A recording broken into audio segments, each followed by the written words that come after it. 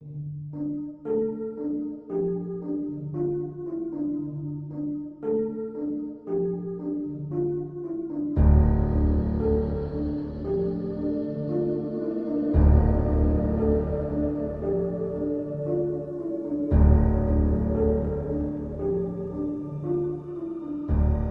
are things in this world that we don't want to understand, things that we may never understand, acts of historical true crime, tales of the paranormal, and dark history that your grandma never wanted you to hear.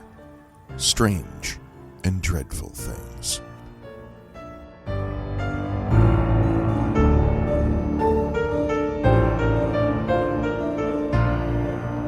It's Halloween again.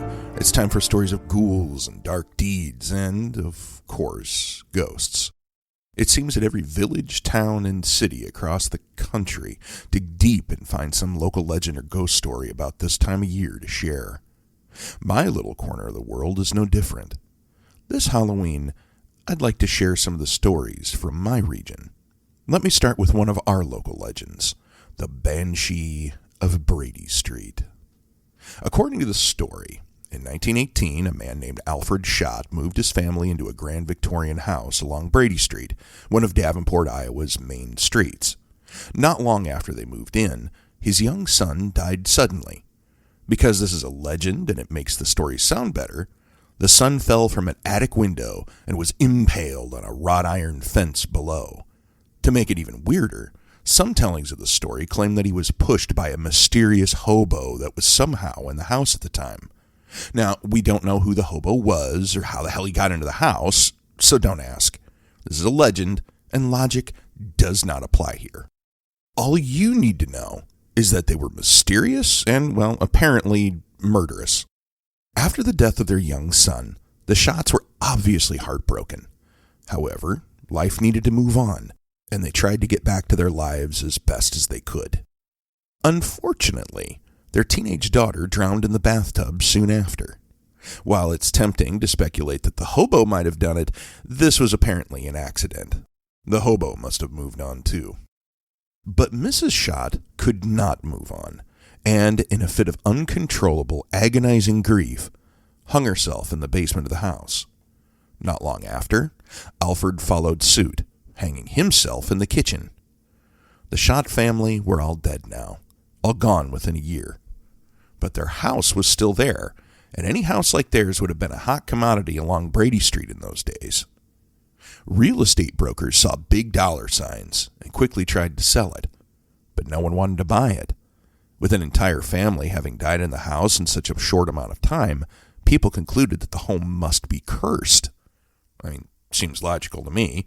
It's a nice house, but what good is having a cool house if you're dead? The house sat empty for a long time until it was bought by none other than a Chicago gangster. He bought the house on the cheap and, well, because he's a gangster, he promptly turned it into a brothel.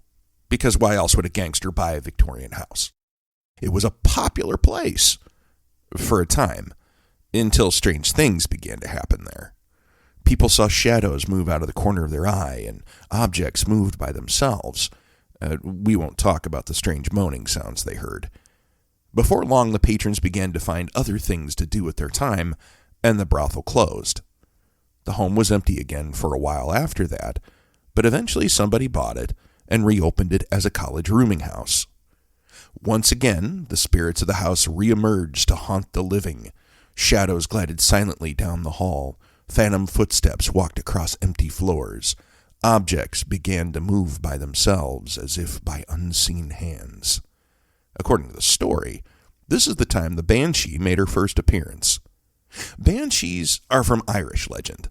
They take the form of wailing woman and are said to be an omen of imminent death. Soon the college students that lived there had enough and found other places to live.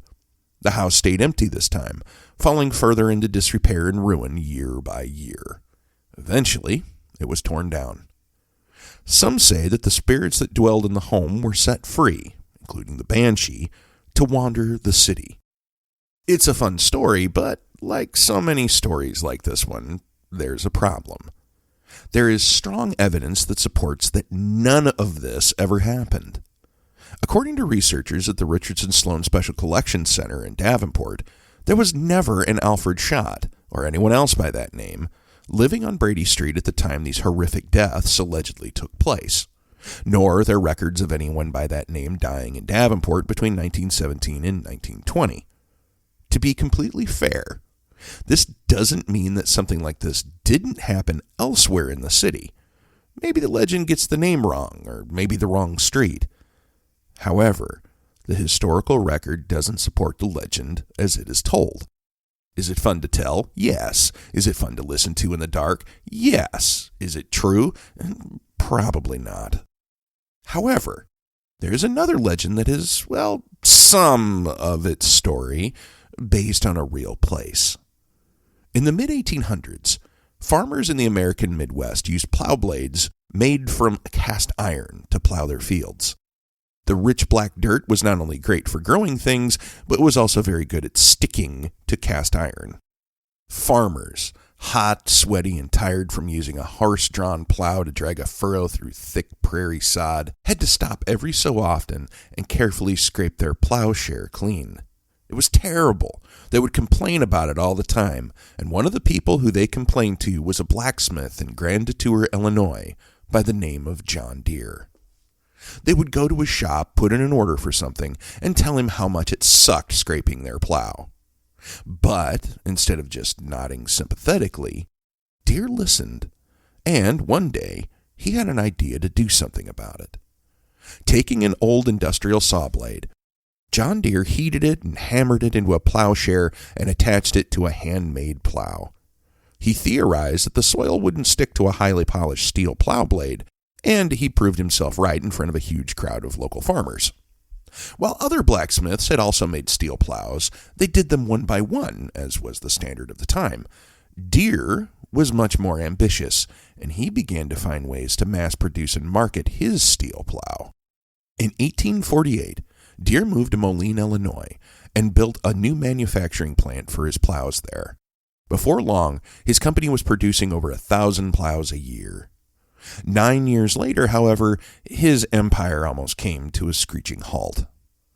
In 1857, the United States faced a widespread economic crisis that became known as the Panic of 1857.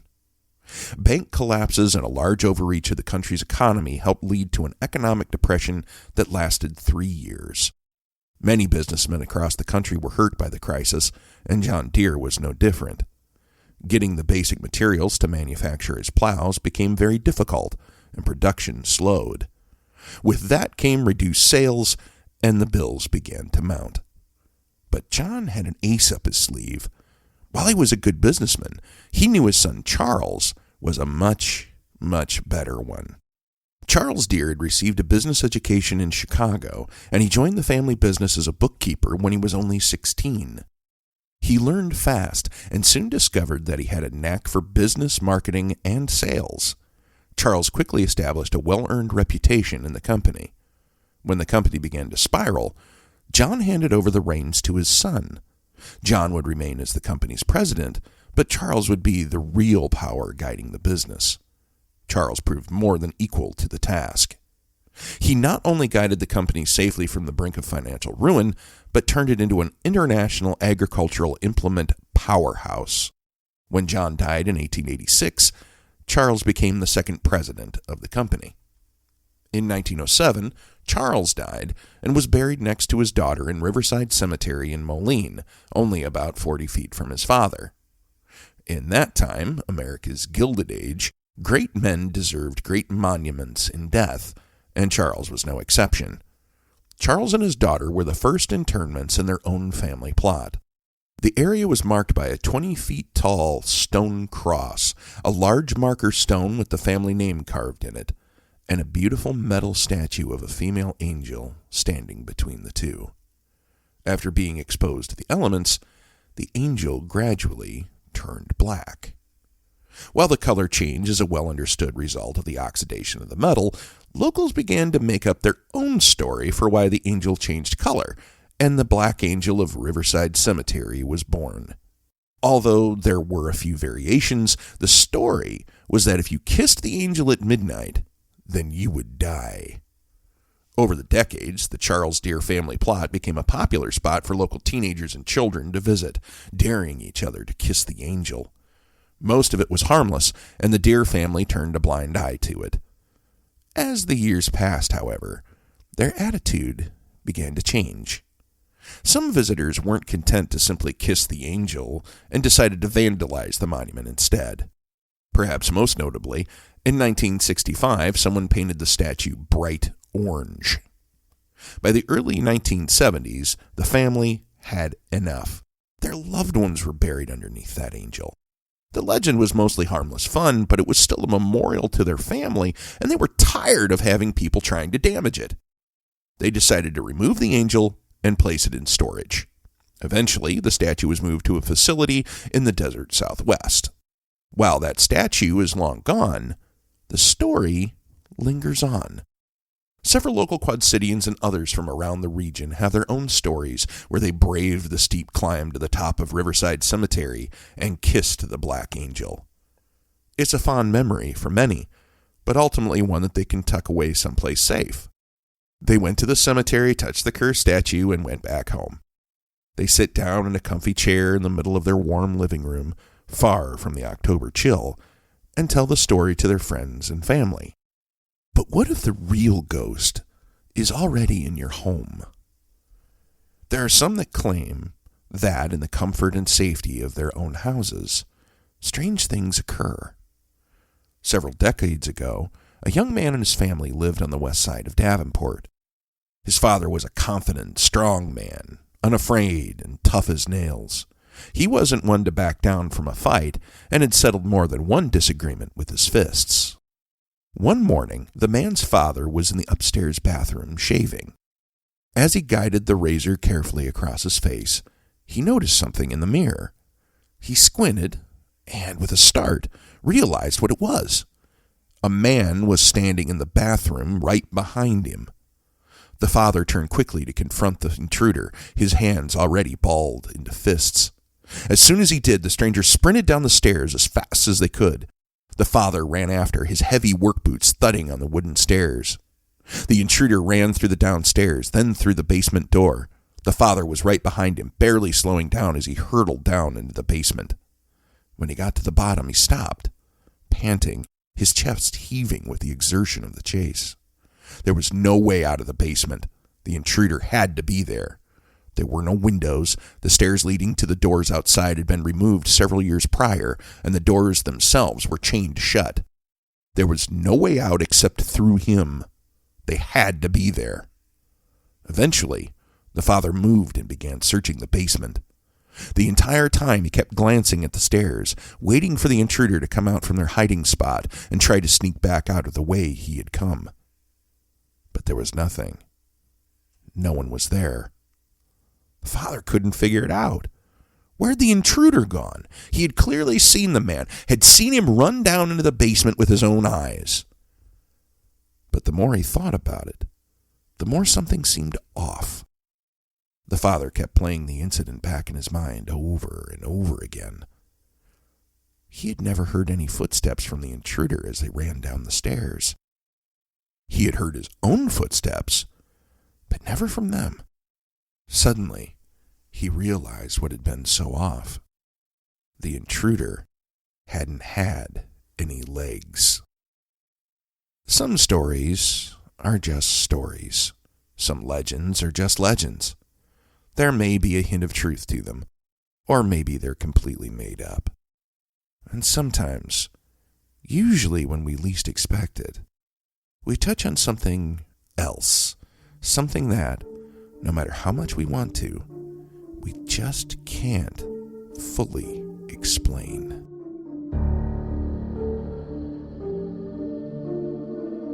You have been listening to Strange and Dreadful Things.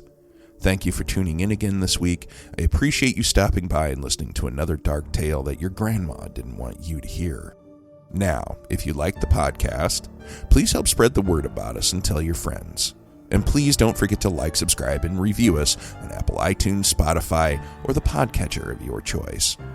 If you want to know more about upcoming episodes and what we're doing, please join our community on Facebook, Instagram, and YouTube, which you can find under Strange and Dreadful Things. This podcast is written and hosted by me, John Brassard Jr. The music has been provided by Storyblocks.